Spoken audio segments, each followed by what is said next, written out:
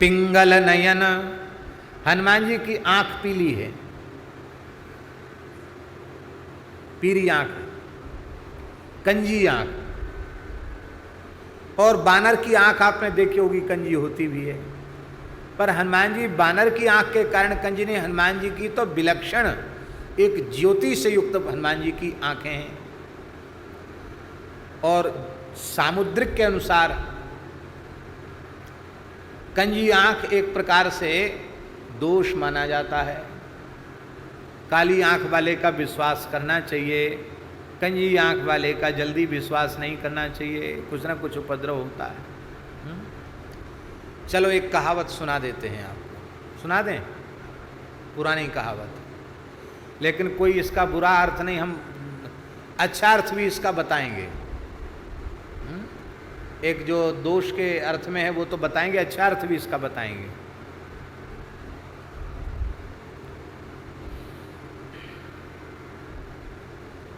सौ में सूर, सौ में सूर, सहस में काना, सवा लाख में ऐंचक ताना। ऐंचक ताना कहे पुकार, मैं कंजा से मानी हार। कंजा उसका तावेदार, जाकी छाती उगे न बार। समझे नहीं समझे? सौ में सूर, 100 नेत्रहीन व्यक्तियों में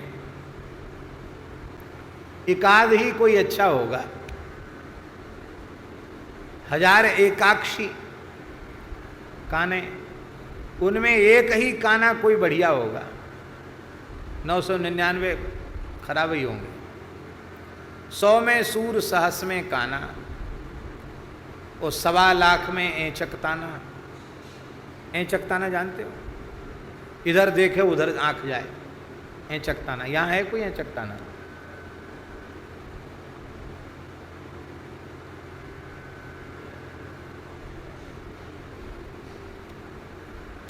सवा लाख में ऐंचक ताना, आंख से भी ऐंचक ताना होता है, हाथ पैर से भी ऐंचक ताना होता है। इधर पांव धरे उधर चला जाए, ढिल्ल पुल्ल। पर ऐंचक ताना कहता है 1.25 लाख लोगों में 1.25 लाख ऐंचक ताने होंगे, उनमें एक कोई अच्छा होगा। पर ऐंचक ताना ने कहा मैं तो कुछ नहीं हूं। ऐंचक ताना कहे पुकार, कंजा भैया से रहो होशियार। हाँ, कंजा भैया हमसे आगे है, हम कुछ नहीं उसके सामने। कंजे से कहा, पीली आंख वाले से कहा। उस पीली आंख वाले ने कहा अरे भाई हम कोई चीज़ नहीं है, जाकी छाती उगे न बाल। जिसकी छाती में बाल नहीं, मैं तो उसके सामने कुछ नहीं। इसका मतलब ये कहावत, जिसकी छाती में बाल नहीं उसको ज़्यादा प्रशंसा करने के लिए कहावत। बोलो वृंदावन बिहारी। पर हम विनम्र प्रार्थना करें, इस प्रकार का कोई शारीरिक दोष किसी भक्त में, वैष्णव में, साधु में दिखाई पड़े तो इन दोषों के कारण उसकी उपेक्षा नहीं होनी चाहिए, क्योंकि भगवान की भक्ति समस्त दोषों को समाप्त करने वाली है। अब इसका अच्छा अर्थ बता रहे हैं, भक्ति के कारण दोष नष्ट हो गए। 100 में सूर, सैकड़ों महान कवि हुए इस देश में, लेकिन उन सैकड़ों महान कवियों में सूरदास जी के जैसे सूरदास जी ही हुए, महाकवि सूर। 100 में सूर,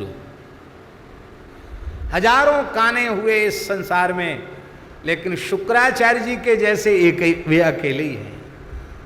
जो इतने बड़े भक्त हैं वो कहते हैं मंत्रतस्तंत्रतश्छिद्रम देश कालार्ह वस्तुतः सर्वम करोतु निश्चिद्रम नाम संकीर्तनम तव। ऐसी नाम महिमा को जानने वाले महान भक्त श्री शुक्राचार्य जी को सहस में काना, एकाक्षी हैं पर हजारों में एक है महाराज। कवि नाम उष्णा कवि, तो हजारों कवि माने विवेकियों में, ज्ञानियों में वे अकेले हैं, हैं? 100 में सूर, सहस में काना, 1.25 लाख में ऐंचक ताना। ऐचकताना कौन है भैया? अष्टावक्र जी महाराज अपने माँ के गर्भ में थे और इनके पिता महर्षि कहोड वेद पाठ कर रहे थे, तो वेद पाठ में एक स्वर गलत लगा दिया, तो आप पेट से ही बोल पड़े, पिताजी आपने उदात्त स्वर की जगह अनुदात्त लगा दिया, ठीक स्वर लगाइए, ठीक पाठ कीजिए, क्योंकि वेद में स्वर के अनुसार समास होता है, समास के अनुसार अर्थ होता है, और गलत स्वर लगने से तो अर्थ ही बदल जाएगा। अरे अभी तो पेट में ही है, और पेट में से ही बोलने लग गया, बाहर आएगा तो हम गरीब बोलती बंद कर देगा। बालक बहुत टेढ़ी मेढ़ी बातें करता जा, मैं श्राप देता हूं 8 जगह से टेढ़ा हो जा। 8 जगह से टेढ़े हो गए। और उस समय वरुण लोक में वरुण देवता एक यज्ञ करना चाहते थे। उस यज्ञ में ब्राह्मणों के चयन की, योग्य ब्राह्मण यज्ञ में पहुंचे, इसके चयन की सेवा विदेहराज राजर्षि जनक जी को सौंपी गई, क्योंकि जनक जी महान ब्रह्म विद्या के आचार्य हैं, वो परीक्षण करेंगे। तो जनक जी के यहाँ जनक जी ने कहा ब्राह्मणों की परीक्षा करना बड़ा कठिन काम है, अपराध ज़्यादा बनते हैं, साधु ब्राह्मण की परीक्षा नहीं करनी चाहिए। हम सहयोग तो किसी का कर सकते हैं, पर मुख्य रूप से हम ही परीक्षा लें वो ठीक नहीं। तब भगवान धर्म ही बंदी के रूप में उपस्थित हुए, और वो बंदी के रूप में, जनक जी के बंदी के रूप में उपस्थित हुए धर्म, और वो विद्वान ब्राह्मण आते तो उनसे शास्त्रार्थ करते, और शास्त्रार्थ में शर्त यही होती कि जो हार जाएगा उसे जल में डुबा दिया जाएगा। हम हार जाएं तो हमको डुबा दो। विचित्र शर्त थी। एक से एक बड़े प्रकांड विद्वान आए और सबको जल में डुबा दिया। वो जल में क्या डूबना, वो जल में डुबाते ही वो पहुंच जाते थे वरुण लोग। इतने बड़े विद्वान, उनकी भर्ती हो जाती थी वहाँ यज्ञ में, प्रवेश पा जाते थे। एक दिन की बात है, अपने मामा को अष्टावक्र जी ने पिता कहा, तो मामा ने कहा बेटा मैं तुम्हारा पिता नहीं हूँ, मैं तो तुम्हारा मातुल हूँ, तुम्हारा मामा हूँ। मेरे पिताजी कहाँ गए? बोले पिताजी को तो वो जनक जी के बंदी ने जल में डुबा दिया, और वो तो ऐसी जगह गए हैं जहाँ से लौट के आना अब संभव नहीं है। जो डूब जाता वो बाहर निकल के आता नहीं। इतना सुनते ही अष्टावक्र जी महाराज अपने ममेरे भाई के साथ जनक जी के दरबार में चल पड़े। और महाराज जैसे ही जनक जी के दरबार में पहुँचे तो टेढ़े बेढ़े चलते थे। 8 जगह से टेढ़े थे, यहाँ पैर करें उधर चला जाए, इधर चलें उधर चला जाए। 8 जगह से टेढ़े थे। तो बालक थे, अवस्था छोटी ही थी अष्टावक्र जी की। 8 ही वर्ष के थे महाराज जी, 8 साल के थे। जैसे ही इनको चलते देख करके जनक जी में के दरबार में विद्वानों की सभा थी, वो सब के सब हंसने लग गए। आपने डांटा, सबको फटकारा अष्टावक्र जी ने। इसको कहते हैं ब्रह्म तेज से संपन्न महापुरुष। उन्होंने कहा रे हम तो बड़े आह्लाद पूर्वक, प्रसन्नता पूर्वक यहाँ आए थे कि ये जनक जी की सभा है, ब्रह्म ज्ञानियों की सभा होगी, पर इस सभा में तो सब चमड़ी की ओर देखने वाले चर्मकार ही बैठे हुए हैं। इसमें लगता है कोई ब्राह्मण नहीं है, इसमें लगता है कोई ब्रह्मज्ञानी नहीं है, सबके सब चर्मकार बैठे हैं। सन्नाटा छा गया। एक छोटे बालक ने सबको ऐसा बोल दिया।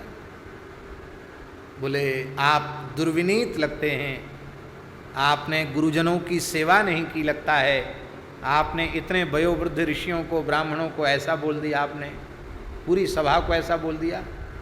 आपने कहा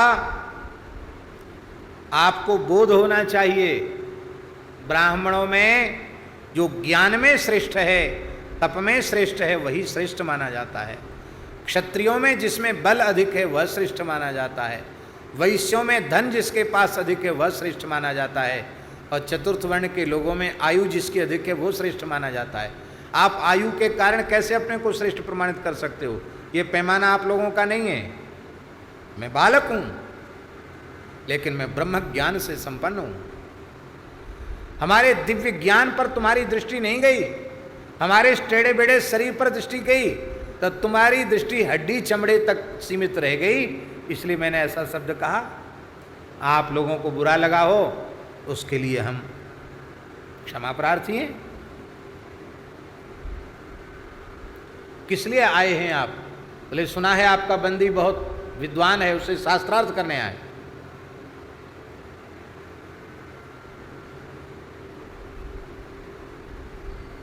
करो शास्त्रार्थ। जिस बंदी को कोई ऋषि परास्त नहीं कर पाए, साक्षात धर्म थे वो, उनको अष्टावक्र जी ने परास्त कर दिया और कहा कि अब तुझे हमारे पिता को डुबाया है, वो न जाने कितने ऋषियों को, अब चल मैं तुझे जल में डुबाता हूँ। बंदी ने प्रणाम करके कहा मैं बंदी नहीं हूँ, मैं धर्म हूँ, और इस यज्ञ में सबसे श्रेष्ठ किस ब्राह्मण को मानकर पूजा की जाए, इसलिए मैं यहाँ स्थित था। आज वरुण के यज्ञ में सबसे अधिक पूज्यता प्राप्त करने वाले आप जैसे ब्राह्मण का दर्शन हो गया। हमने आपके पिताजी को और सभी ऋषियों को वरुणलोक भेजा है, कोई मरे नहीं हैं, सब यज्ञ करा रहे हैं, स्वाहा स्वाहा कर रहे हैं वहाँ जा कर के। तब उनको लेकर अष्टावक्र जी को लेकर के वो बंदी वरुणलोक आया गया है और वहाँ सब ऋषियों ने उनका स्वागत सत्कार किया है। और इस धरती के सर्वोत्कृष्ट ऋषि के रूप में वरुण देव ने आपका पूजन किया है। और एक समंगा नाम का तीर्थ है, उस तीर्थ में कहोड ऋषि ने कहा बेटा इसमें स्नान करो। जैसे ही उन्होंने स्नान किया है, स्नान करते ही पिता का शाप दूर हो गया है और अष्टावक्र जी की सारी टेढ़ बेढ़ चली गई। वो बिल्कुल सुंदर तो थे ही, खूब और सुंदर हो गए, उनके शरीर की टेढ़ बेढ़ सब समाप्त हो गई। तो 100 में सूर, सहस में काना, 1.25 लाख में ऐचक ताना। हाँ, 100 में सूर, सहस में काना। शुक्राचार्य जी बोले हमारे जैसे लाखों विद्वान भी अष्टावक्र जी की बराबरी नहीं कर सकते। वो तो 1.25 लाख में ऐचक ताना। 1.25 लाख विद्वानों में अकेली महाराज बड़े विद्वान हैं। तो अष्टावक्र जी के पास गए, बोले आप सबसे बड़े ज्ञानी हो, आप सबसे बड़े विद्वान हो, ब्रह्मवेत्ता हो।